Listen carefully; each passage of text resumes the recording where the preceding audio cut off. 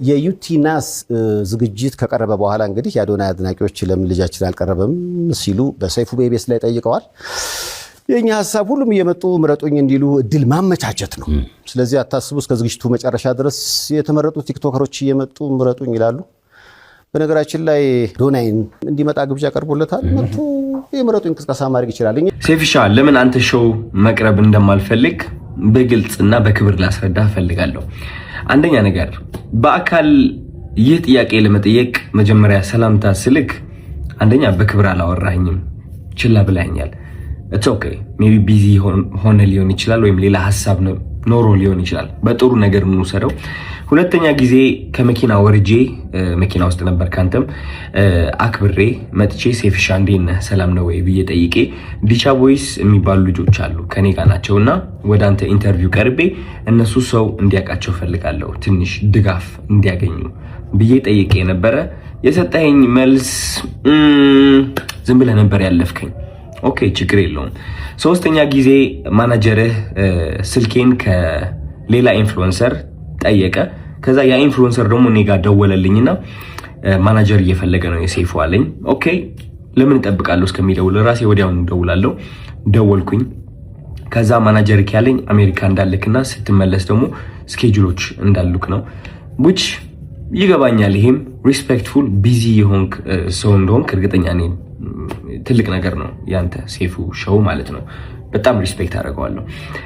ግን ከዚህ ሁሉ የደበረኝ ነገር ምንድነው? ከዚህ ሁሉ የደበረኝ ነገር አይ ቲንክ ዛሬ የተናገርከው አሽሙር ነው መሰለኝ። አይ ቲንክ አሽሙር ነው።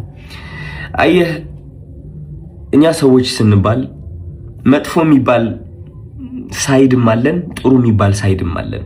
ችግሩ ሁላችንም ነጭ በግ እንደሆነና ምንም ጥፋት እንደሌለን ገመና እንደሌለን ስለምናስመስል ነው እንጂ የኛ ገመና ቢሸት ኖሮ ከቤት አንወጣም ነበር። ግልጾኝ ልንገርክ፣ ችግሩ እኔ ገመናዬን አካፍላለሁ። ይህ ገመና ማካፍለው ደግሞ ዝም ብዬ ስድ ሆኜ ለመታየት ሳይሆን በዛ ተመሳሳይ ገመና ታስረው ራሳቸው ሊያጠፉ የቀረቡ በጭንቀት ያሉ ሰዎችን ለማዳን ስል ነው ገመናዬን ያካፈልኩት እንጂ ጅል ሆኜ አይደለም። እና ዛሬ የተናገርከው ንግግር ደግሞ ይህ ገመናን እያነሳ ነበረ which is እነዚህ ቃላቶች ማለት ነው። ይህ ገመና ተጠቅመህ ደግሞ እንደኔ አይነት ያሉ ሰዎች ከሚዲያው ገሸሽ ማለት እንዳለባቸውና መደነቅ ወይም ከፍ ማለት እንደሌለባቸው መልእክት አድርሰሃል።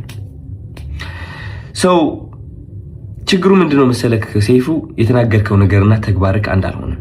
ምክንያቱም በገመና ከሆነ ወይም ደግሞ በጥሩነት ከሆነ በነጭ ወግነትና በእኔ ጥሩ ነኝ ምንም ጎደሎነት የለኝም ከሆነ ዮናስ ወይም ደግሞ ዮኒ ማኛ ወደ ኢንተርቪው አታቀርበውም ነበር።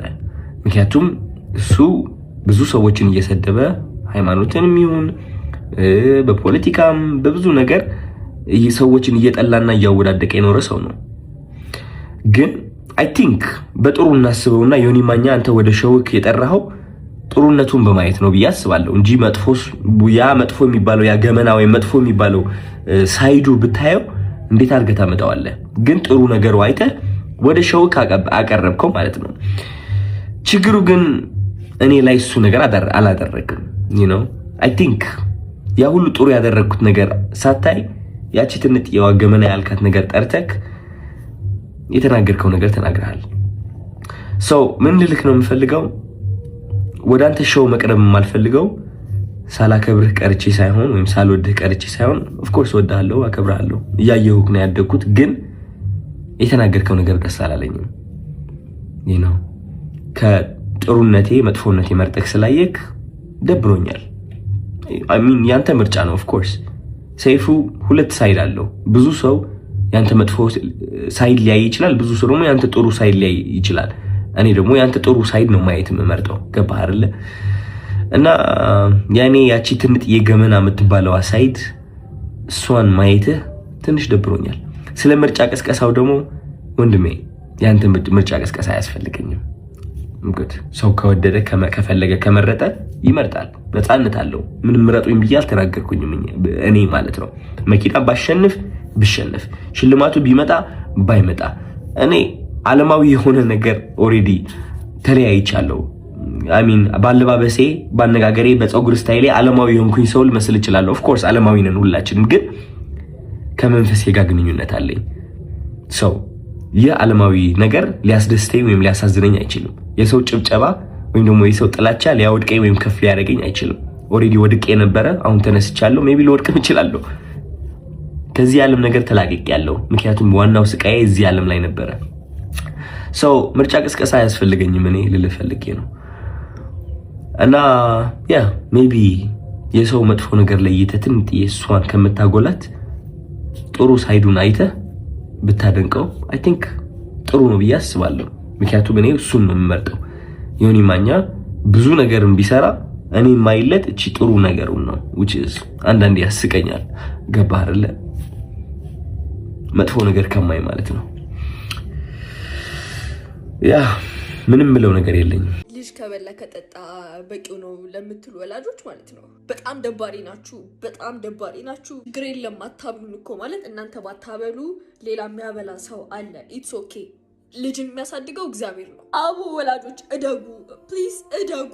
በጣም በጣም ሕፃን ናችሁ፣ በጣም አላደጋችሁ። እንዴት ልጅን ማሳደግ እንዳለባችሁ አታውቁም ማለት ስላበላችሁ ስላጠጣችሁ በጣም ቢግ ዲል ይመስላችኋል። በጣም እና ኢትስ ኦኬ ቆሎ ይብላ ችግር የለም፣ ግን ፍቅርን አስተምራችኋል። እናንተ ጥላቻችሁን፣ ዛቻችሁን፣ እንዴታችሁ ልጆቻችሁ ላይ እየተወጣችሁ ግን እኛ ካደግን በኋላ ስለ ራሳችን የሚሰማ ስሜት እየተመታ እንዲሆን ያደረጋችሁት እናንተ ናችሁ። ኦኬ እና እኔ ታዳጊ ወላጆች ብያችኋል። ልጆች እያለን ባሳለፍናቸው ነገሮች ካደግን በኋላ እንዴት ስቃያችንን እንደምንበላኝ ነን የምናውቀውና ከበላ ከጠጣ በቂ ነው ምናምን አትወልዱስ። ቆይ ማለት መውለድ እኮ ግዴታ አይደለም። እዚህ ጋር አፕሪሼት ላለማድረግ እኮ አይደለም፣ ግን እናንተ ባታሳድጉ ማለት ነው ሰንበዴልስ ያሳድጋል። መንገድ ላይ ተጥላ የተገኘች ልጅ አድጋ ምናምን የሆነ ሰው አሳድጓት ዛሬ ላይ የሆነ ቦታ የደረሰቻለች እና ማለት በእናንተ በኩል ስንመጣ ማለት ነው ይህን ያህል ባሪያችሁ ይህን ያህል የሆነ ነገር ማድረግ የለባችሁም። ኃላፊነት ሰጥቷችኋል። ልጅን የሚያሳድገው እግዚአብሔር ነው እና ኃላፊነት በጣም በጣም በጣም ገና ናችሁ። እጅግ በጣም ቤተሰብ ገንዘብ ስላላቸው በደንብ ስለበላን ስለጠጣን እኛ ከምር ፍቅር ይሰማናል፣ የመወደድ ስሜት ይሰማናል፣ ኮንፊደንት የመሆን ስሜት ይሰማናል ማለት አይደለም። በጣም ብዙ ማናቃቸውን ስሜቶች እያስተናገድን የመጣ ነው። እናንተ ወላጆች እኛን ባሳደጋችሁበት መንገድ ነው እና ባካችሁ ይህንን ጀኔሬሽን የሚያድጉ ልጆችን አትበርዟቸው። ፍቅርን መስጠትን፣ ፍቅር ማስተማርን ማለት እናንተ አሁን ላይ እንዲኖረኝ ይፈልጋሉ ብላችሁ የምታስቡትን ነገር እናንተ ሂል አድርጋችሁ ሂልድ የሆኑ ልጆችን ውለዱ። ካልሆነ ወይ አትውለዱ፣ በቃ አትውለዱ፣ ይቅርባችሁ እና እባካችሁ በሽታችሁን ለግላችሁ ያዙት፣ እኛ ላይ አጠምጥሙ። አሰላሙ አለይኩም ወራህመቱላሂ ወበረካቱ። እንዴት ናችሁ? ሰላም ናችሁ? መልካም ሁሉ ሰላም አለው አልহামዱሊላህ።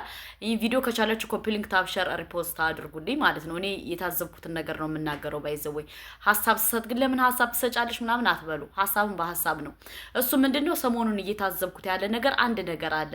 አንቺም በሃይማኖትሽ እኔም በሃይማኖቴ ምንድነው አይጠበንም ቤቴ የሚለው ሙዚቃ የቴዲ አፍሮ በእህቶቻችን ቤት እየሰራ ነው። አልገባኝም ለምን ካላችሁ አሁን ያለንበት ዘመን አንቺም በሃይማኖትሽ እኔም በሃይማኖቴ የሚያባብል አይደለም። ሃይማኖት የራሱ ደንበር የሆነ ነገር አለው። ጋብቻ የሆነ የራሱ ደንበር አለው።